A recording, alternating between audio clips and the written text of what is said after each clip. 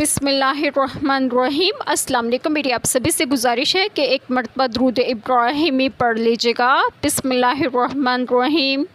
اللہم صلی علی محمد وعلی آل محمد کما صلیت علی ابراہیم وعلی آل ابراہیم انک حمید مجید۔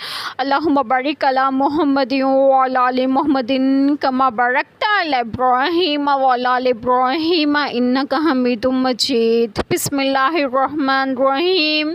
فرمایا یہاں سے نکل جا، رد کیا گیا، راندھا دھتکارا ہوا ضرور جو ان میں سے تیرے کہے پر چلا، میں تم سب سے جہنم بھر دوں گا۔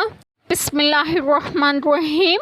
آج جو بات میں آپ لوگوں سے ڈسکس کروں گی وہ یہ ہے کہ آیت کریمہ میں ہے کہ فرمایا یہاں سے نکل جا، رد کیا گیا، دھتکارا ہوا ضرور جو ان میں سے تیرے کہے پر چلا، میں تم سب سے جہنم بھر دوں گا، تجھ کو بھی اور تیری ذریت کو بھی اور تیری اطاعت کرنے والے آدمیوں کو بھی، سب کو جہنم میں داخل کیا جائے گا۔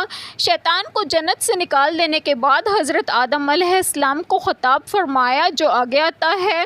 حضرت ابو ہریرہ رضی اللہ عنہما بیان کرتے ہیں کہ رسول اللہ صلی اللہ علیہ وسلم نے فرمایا جب آدم علیہ السلام کا بیٹا سورۃ سجدہ کی آیت کریمہ تلاوت کرتا ہے، پھر سجدہ کرتا ہے، تو شیطان ایک طرف ہو کر رونے لگتا ہے اور کہتا ہے ہائے افسوس، ابن آدم کو سجدہ کرنے کا حکم ہوا تو اس نے سجدہ کر لیا، اس لیے اسے جنت ملے گی، مجھے سجدہ کرنے کا حکم ملا تھا، میں نے نافرمانی کی تو مجھے جہنم ملے گی۔ جیسا کہ اللہ تعالیٰ نے دوسرے مقام پر ارشاد فرمایا، ترجمہ فرمایا جا پھر ان میں سے جو تیرے پیچھے چلے گا تو بے شک جہنم تمہاری جزا ہے، پوری جزا، اور ان میں سے جس کو تو اپنی آواز کے ساتھ بہکا سکے بہکا لے، اور اپنے سوار اور اپنے پیادے ان پر چڑھا کر لے آ، اور اموال اور اولاد میں ان کا حصے دار بن،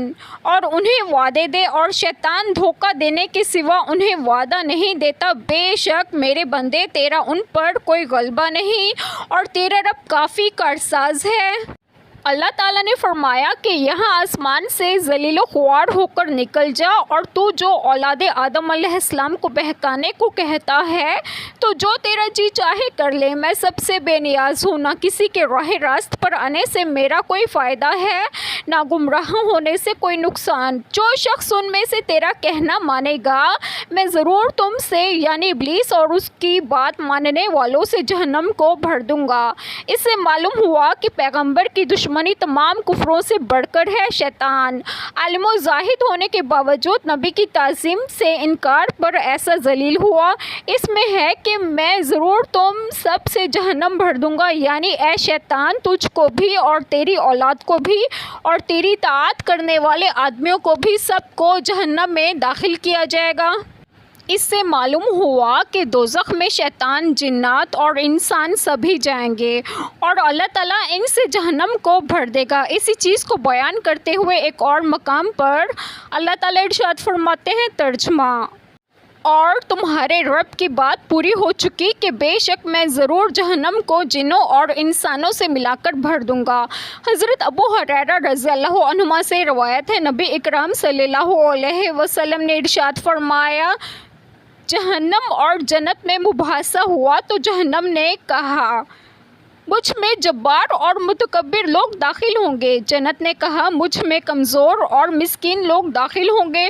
اللہ تعالیٰ نے جہنم سے فرمایا تم میرا عذاب ہو، میں جس کو چاہوں گا تمہارے ذریعے عذاب دوں گا۔ جنت سے فرمایا تم میری رحمت ہو، میں تمہارے ذریعے جس پر چاہوں گا رحم کروں گا، اور تم میں سے ہر ایک کو پر ہونا ہے۔ ایک چھوٹی سی دعا جو میں ضرور کروں گی کہ اللہ تعالیٰ ہم سب کے تمام گناہوں کو معاف فرمائے اور ہمیں صراط مستقیم کی راہ پر گامزن کرے، اور اب سب کی تمام جائز دعائیں قبول فرمائے، اور جو لوگ بے اولاد ہیں انہیں نیک اور صالحین اولاد عطا فرمائے، اور جو لوگ بیمار ہیں انہیں بھی صحت و تندرستگی عطا فرمائے، اور آپ سب کو آپ کے گھروں میں خوش و خرم رکھیں اور صحت و تندرستگی بھی دیں۔ آمین۔ جزاک اللہ خیر۔